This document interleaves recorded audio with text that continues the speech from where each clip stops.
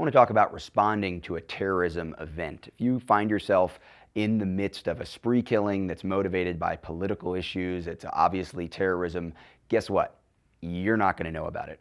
When someone pulls out a gun, when a bomb goes off, when some spree killing, attack, violent event happens in the public space, the last thing you're probably going to worry about is what the motivations of the person who's trying to kill you and everyone else in the environment are. Now, in the aftermath and now in the preparation, you may think that the value of whether or not it's a terrorism event is somehow a factor in what you're going to do to prepare, and I'm here to tell you that it really isn't.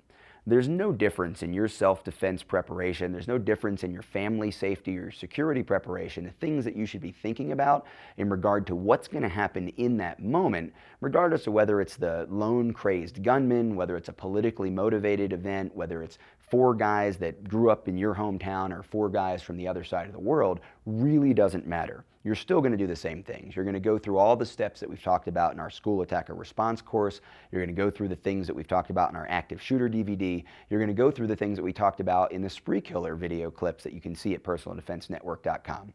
You're going to evade if you can, get away.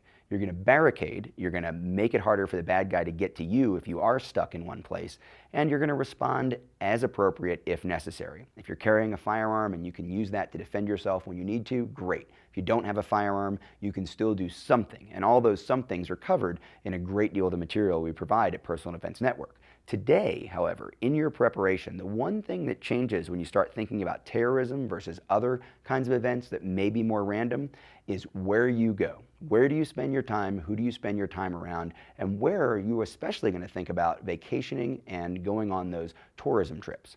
We know that there are places in the world that are targeted at a higher rate for terrorist events as time goes by.